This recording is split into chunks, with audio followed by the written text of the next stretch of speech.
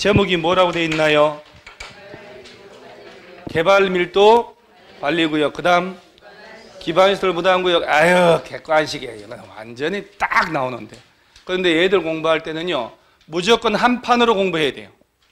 그래서 자, 먼저 나온 게 무슨 구역? 개발 밀도 관리 구역. 이거 제가 밴드하고 카페에다가 개발 밀도 관리 구역하고 그 다음 오른쪽에 나온 게 기반시설 부담구역이잖아요. 얘를 한 표를 탁 만들어가지고 중요한 거 컬러풀하게 탁 만들어서 올렸는데 보셨어요? 뭔 관심이 있겠어요, 여러분들이. 나중에 7, 8월 달에 발등에 불 떠져서 골병 들지 말고요. 미리미리 해놓으세요. 중개사 시험 합격하려면 망고의 진리, 1차 민법 잘해야 된다는 거, 2차 중개사법 잘해야 된다는 거. 이 두 과목 가장 우선이에요. 그 다음 2차는 그 다음 공법이고, 나머지 과목은 당락 아니에요, 절대로. 나머지 과목 많이 한다 손 치더라도 도움도 될 것도 없고, 문항수도 작은데 뭘. 그 다음에 떨어질 일도 없어. 그러니까 뭘 우선해야 될지 알아야 돼요. 민법은 안 할 수가 없는 거예요. 민법 잘하면 다 잘해요.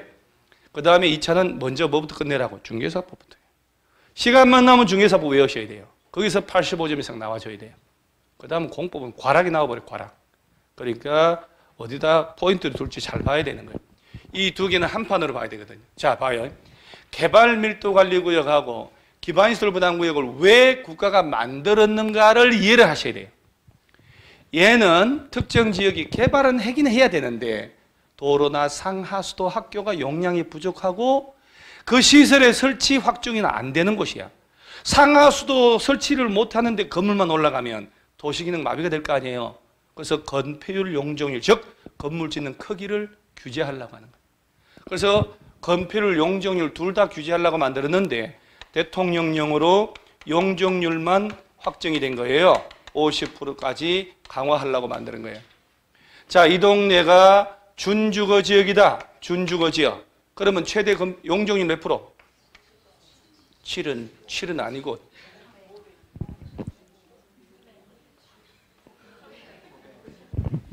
우리는 눈빛으로도 통하잖아요. 그러죠? 이렇게 외우라 했잖아요. 100, 150, 200, 250, 300 준주거. 야내가 개발밀도관리구역 지정하잖아요. 250%로 돼버려요. 건물지는 총량이 확 줄어드는 거예요. 그러면 기반시설을 갖추지 않더라도 도시기능이 그럭저럭 돌아가는 거예요. 그래서 머릿속에 도로나 상하수도 학교가 용량이 부족하다. 그러면 뭘로 지정?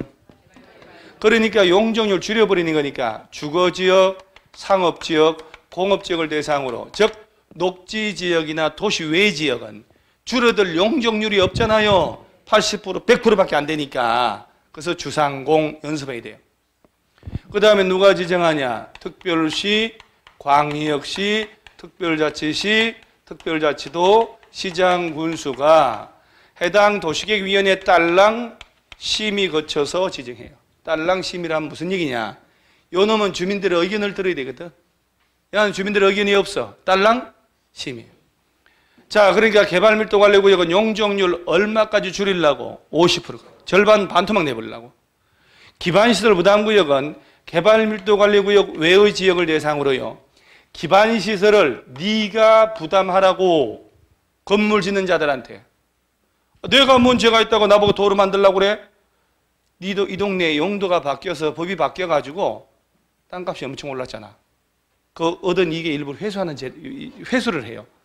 그래서 기반시설 부담구역은 어딜 대상으로 하냐? 아까 야는 도로나 상하수도 학교가 용량이 부족한 곳이라고 그랬잖아요. 얘는 주로 법률이 바뀌어가지고 행위제한이 완화되는 곳, 또 용도가 바뀌어서 규제가 풀리는 곳, 허가 건수가 막 늘어나고 인구가 막 늘어나는 곳 20% 이상. 그러면 땅값이 반사적으로 올라갈 거 아니에요. 걔들을 대상으로 시설은 설치 못하니까 200 초과하는 건축물 신축 정축 행위 한 사람들한테 돈을 내게 하는 거예요. 그 돈으로 도로 만들고 공원 녹지 만들고 학교 같은 거 만든다는 얘기예요. 개발하는 자들한테 기반시설을 부담을 지우는 게 기반시설 부담구역이에요. 지정권자는 왼쪽 놈하고 똑같아요. 그런데 야는 주민들의 의견 듣고 도시계획위원회 심의 거쳐요. 자, 30회 때 작년 2달 반 전에 나온 문제는 소개해 볼게요. 제가 1년 동안 수업 시간에 개발 밀도 관리 구역은 딸랑, 항상 그래, 딸랑 심의예요. 이렇게 연습을 했어. 주민들 의견 듣고. 그런데 이번 시험에 절차를 5개를 넣어놓고요. 다음 행정 절차 중에 주민들의 의견 청취가 없는 거 찾아봐라. 무지하게 어려운 문제입니다. 광역 도시계획 막 넣어놓고. 그런데 어떻게 답 찾냐? 이게 3번으로 들어가 있었던 거예요. 그리고 우리 수험생들은 얘 할 때마다 딸랑 심의라고 외웠을 거 아니야. 그러니까 딴 게 주민들 의견이 있는지도 신경 안 써. 그럼 야가 답이지. 주민 의견 청취 절차가 없는 거 찾아봐라. 가 야가 답이었다고요. 그러니까 수업 시간에 자꾸 대답을 하면서 해놓으면 어떤 식의 문제가 어떻게 주워 먹을지 알 수가 없다는 거예요. 얘는 주민들의 의견도 듣고 심의 거치고, 얘는 최소 면적 10만 이상으로 지정해야 되고, 야가 재밌는 게 기반시설 부담구역 지정하고 1년이 가도록 기반시설 설치 계획이란 걸 안 짜면 1년 된 날 다음 날 야 딱 꽝 돼버려요. 실효돼 버린다니까. 저거는 그런 게 없어요. 그래서 건물을 지을 때, 자, 건물을 지을 때 200초가하는 건물 짓는 사람들한테 돈을 내게 해. 그 돈으로 기반시설 갖추려고 야가 뭘로 지정? 기반시설 부담구역. 자, 내가 그러면 간단히 예를 들어볼게요. 이 동네가 자연녹지 지역입니다.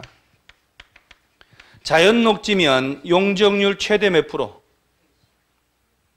용적률 80%. 진짜 80%? 80%에다가 왼쪽 발목을 건다. 이 판돈 전부하고 타짜처럼 이렇게. 보생자 800, 100. 자, 그러면 여기에 땅을 A라는 사람이 1000평을 상속을 받았다.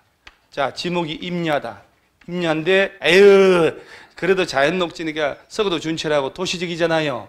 임야 평당 10만 원은 가겠지. 그러면 전체 1000평 1억이네요. 100만 원, 1000만 원, 1억 맞아요. 1억. 자연녹지에 임야 10만 원짜리 1000평을 상속받아가지고 돈도 안 돼. 그래서 야가 독일 유학 갔다 왔어. 독일 가서 유럽 가서 한번. 그래서 5년 뒤에 들어왔어요. 했더니 이 동네가 중심 상업지역으로 용도가 바뀐 거예요. 중심 상업이면 용적률 몇 프로? 1,500. 자, 이럴 일도 있을까 없을까요? 아이고, 이 나라가 그렇게 돌아가고 있는데 마곡지구가 저래 될 줄 누가 알았냐고요. 그러죠? 인천공항 들어서면서 큰 비행기 다 옮기니까 짜잘한 국내에서만 왔다 갔다 하니까 이게 놀리면 안 된다고. 이 좋은 땅을 집값 안정시키자. 신도시 만드는 거 아니에요. 평생 농사만 짓다가 600억대 보상금 2사람 내가 얘기했잖아요. 400억대 10사람 넘게. 자, 자연녹지에 임야를 가진 사람이 외국 갔다 왔더니 5년 만에 서울시에서 용도 변경되는 바람에 중심상업지가 됐잖아요. 평당 1000만 원은 기본이지. 그러면 이게 얼마짜리요? 100억이네. 졸지 말고 1억짜리가 100억이 됐다니까요. 독일 유학 갔다 왔더니. 얘 횡재한 거 아니야? 그러면 얘는 이제 부부간에 같이 공부하러 갔다가 들어왔으니 100억짜리 땅이 있는 거 아니야? 부부간에 같이 살아 안 살아? 100억이 들어왔는데 뭐 들라 같이 살아? 한 20억 떼어주고 마누라 애들 잘 키워라. 남편 잘 키워라. 친정 아버지한테 받았다. 남편한테 한 20억 떼어주고 그동안 잘 살았다 우리. 20억 되지 않냐? 그게 순리 아니야? 뭐 들라 그렇게 오래 살아? 아, 예를 들어서 이런 논리는 중개사 선생님이 좋아하는 논리예요. 나는 그러질 않아. 그래도 죽을 때까지 같이 살아야지. 그 아니 얼굴 표정 보니까 말을 바꿔야 될 것 같아서. 딴 데 가면 이런 게 너무 좋아하는데 목동 여러분들은 뭔 소리 하는 거야? 농담을 안 받아들여요. 여러분들은 농담을 너무나도 진지하게 받아들인다니까 지금. 자, 이건 처음과 끝이 다 그 시기에 있을 수 별로 없는 일이에요. 봐봐요.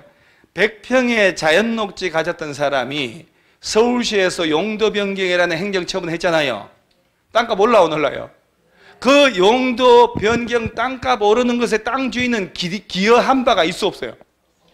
땅 주인은 땅 가지고 있는 사실 자체만으로 100억이 된 거 아니야? 그러니까 이런 데를 대상으로 지정해가지고 규제 풀렸죠. 규제가 풀렸잖아요. 이런 데를 대상으로 개발 이익의 일부를 회수하는 역할을 하는 게 바로 기반시설 부담구역이요. 규제가 풀리는 곳.